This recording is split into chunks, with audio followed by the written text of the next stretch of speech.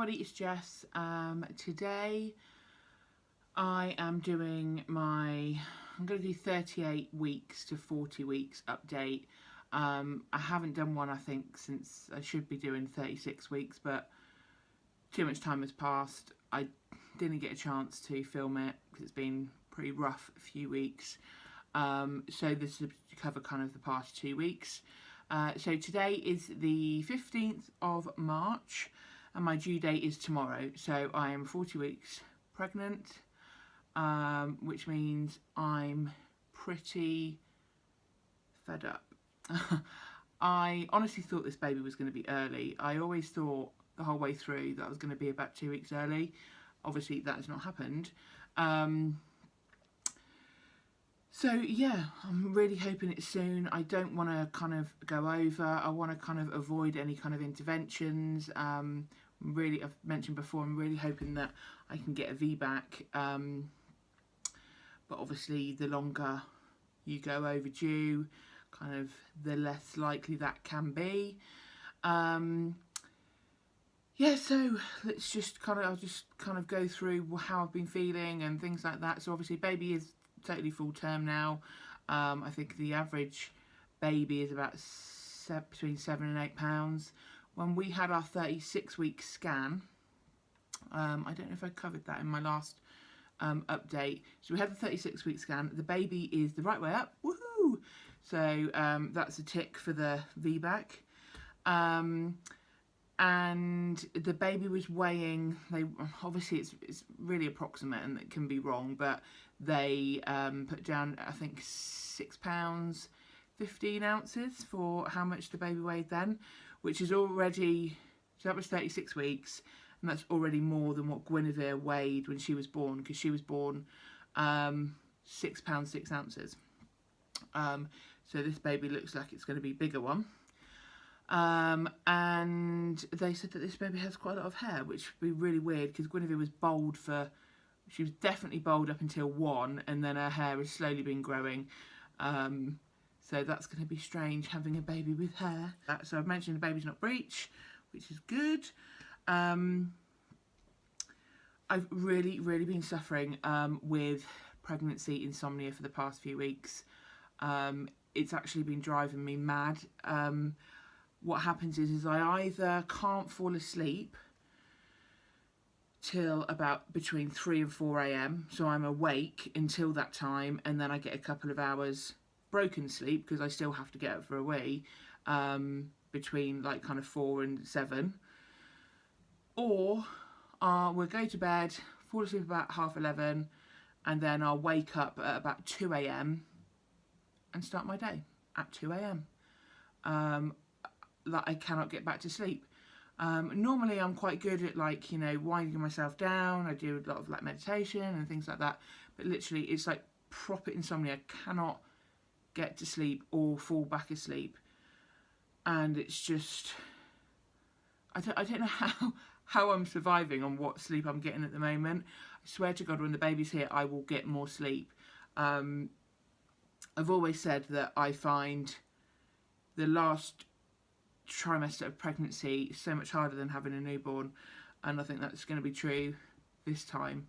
And obviously this time around I've got a toddler who, you know, needs me to play with her and, you know, do all of the things and make all of the snacks.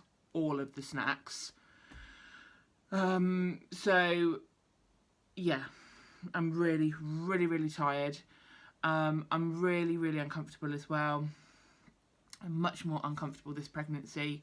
I don't know if it's because obviously Guinevere was breech from quite early on. They reckon she was breech from about 32 weeks and kind of stayed there, sat with her bum on my cervix until she came out. So I don't know whether it's the difference that this baby is in a different position and kind of moving around loads more. But yeah, just so uncomfortable. Which, you know, I know is a thing with pregnancy, but you should see my search history on my phone. It's got things like, will I be comfortable straight after birth? Can I lay on my front straight after birth? Will my heartburn go straight after birth? Basically, it's just kind of like I can't wait for this baby to be born. One, because obviously I want to meet our baby, but also because of just like heartburn. The heartburn is insane. Although it kind of wasn't that bad last night, so I'm wondering whether that could be a sign that labour is close. But up until yesterday, heartburn went absolutely mental. It was making me sick as well because it was so strong. What else has been going on? Oh, so this isn't like a fun subject. So anxiety and panic attacks. So I suffer from anxiety and panic attacks anyway. I have done for, you know, quite a long time. But normally I'm very good at controlling them now. I'm into a lot of mindfulness, and I'm very aware of and in tune with myself. So normally I can kind of control them before they get out of hand. But there's something about pregnancy that really, really triggers them, and they're 100 times worse. So not last week, the week before, I had severe anxiety and 3 panic attacks one night after the other. And what triggered it was a cold. I don't know if I've mentioned this in a previous update, because I had this about a month or 2 ago as well, when I had another cold. And when I was pregnant with Guinevere, I also had this panic attack triggered by a cold. And what it is it's the not breathing part. One of my coping mechanisms is breathing techniques, and when you can't breathe through your nose, it basically, cut a long story short, it completely escalated. I could not sleep at all. I thought I was going to die if I fell asleep. It was so scary. I don't know why the panic attacks seem worse when I'm pregnant. I think it's because I'm really aware that I can't breathe, and also that I've got another person inside of me that is relying on me to breathe. And also, when this was happening, we had all the snow in the UK, which I know people in other countries might think is insane, but basically when we have loads of snow in the UK, the whole bloody country shuts down because we're not used to it. People literally can't function. The roads just go to pot and you just can't get anywhere. So I was kind of really aware that if I did need to get to a hospital, it was going to be really difficult, because the hospital that I have to go to anyway is a nightmare to get to as it is, because of just the traffic and how far away it is. And then when the snow was here and people were basically like, you can't drive. It's, we had red alerts, like people not driving. So that kind of made me even more anxious. And yeah, so it was just, those 3 days were horrendous. So I didn't sleep at all for those 3 days because, like I said, I was scared. It wasn't because I couldn't fall asleep, although that was part of it. I didn't want to fall asleep because I thought I was going to die. So that's not been fun part of pregnancy, and I've had it both my pregnancies, and it's really horrible. I probably will do another video at some point on anxiety and panic attacks, because I don't think they're talked about enough, and I don't think they're understood enough. Some people brush them off. Unless you go through anxiety or panic attacks, you can't really know what they're like. And it to some people it might sound like really dramatic, but they are pretty scary. So yeah, I'll probably do another video about just anxiety in general. Next up, I'm going to talk about hypnobirthing. So I've mentioned before that we're doing hypnobirthing for this birth. I did want to do it with the first one, but obviously I ended up with a C-section, so I didn't really get to use, and I didn't actually get into established labour, so I didn't get to use any of the tools. So I am doing the Calm Birth School. I'll leave a link below.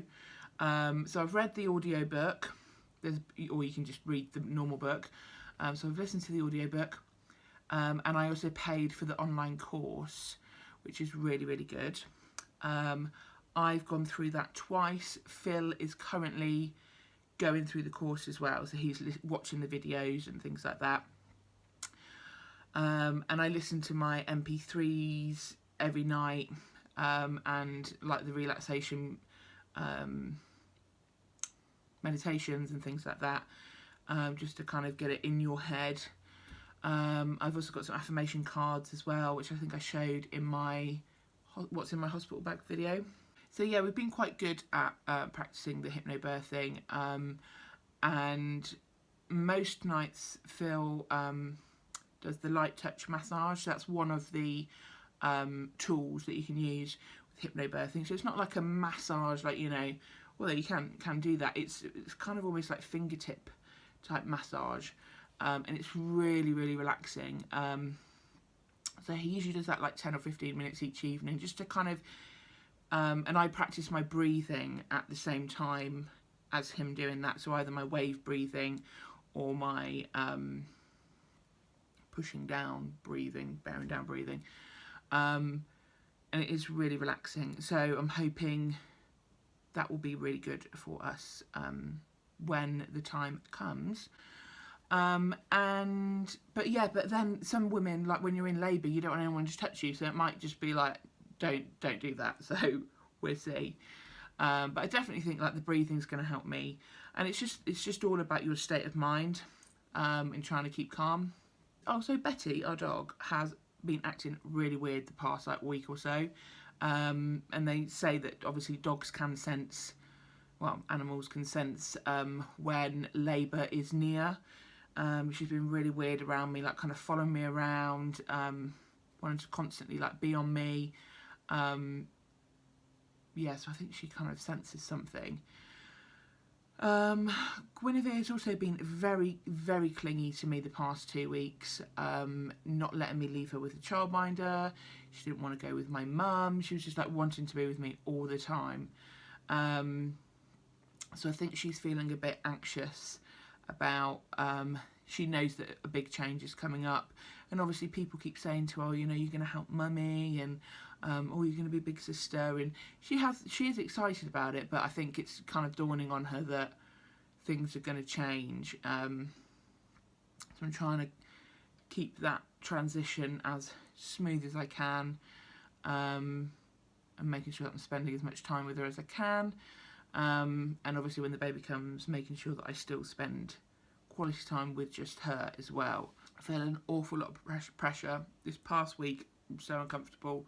The pressure pushing down is just like crazy. Like you're just constantly trying to hold a baby in, walking around, just like waddling around everywhere, so slow. And just, yeah, I feel like I want to wear a sign on my back saying, you know, I'm 40 weeks pregnant. This is why I'm so slow, because I feel like I'm holding people up. And trouble is because I'm a big girl anyway, I don't have a massively obvious 9-month pregnant belly. I have, you know, got a belly, but I haven't really put on any weight. Oh, that's another update. So so as of last night, so 40 weeks pregnant, I have put on 5 pounds in total now, which has really been only in the last like month. I hadn't put on anything up until then, so I put on 5 pounds from pre-pregnancy weight.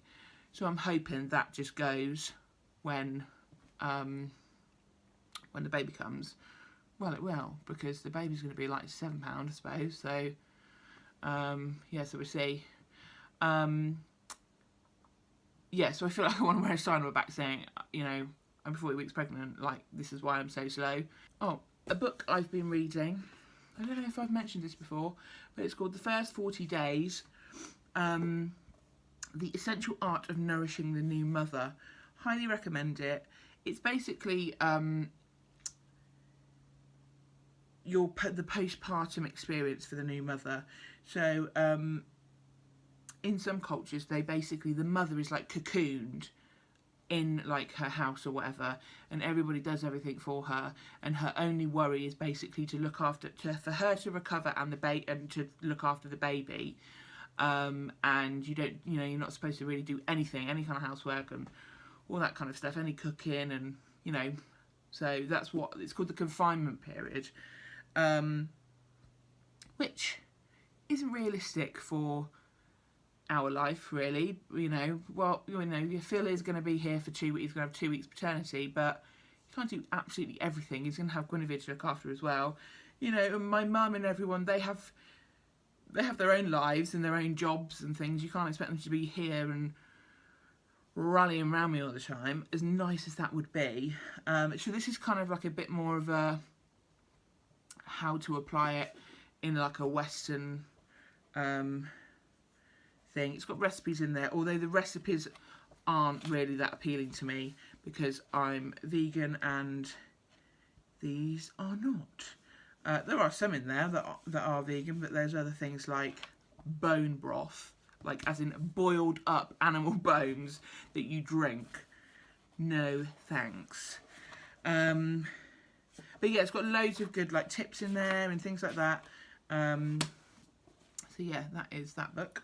Oh, so tomorrow, which will be Friday, my due date, I have my midwife appointment, so we'll see what she says then.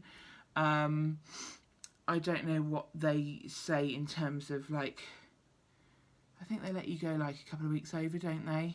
And then you've got options of like C-section or induction, but I really want to avoid any kind of intervention, especially a C-section, because of how my recovery was last time. However, you know, sometimes you just get so desperate, and I'm nearly at that desperate stage. Yeah, last night actually I started having like period type pains, kind of coming and going and tightening, and I've had quite a few today. So I don't know whether things are starting to kick up. So maybe like this weekend could be baby time. Guinevere was day before her due date. I don't know if it's similar for your second baby, but yeah, we shall see. So anyway, I've rambled on for far too long. This will be my last pregnancy update. I'm hoping that the baby's going to come like today or tomorrow, but yeah, this will be my last one. So the next video that you'll see will be hopefully me announcing that I've had the baby, and I will do a labour/birth story depending on how it goes. So yeah, thanks very much for watching, and I will see you next time.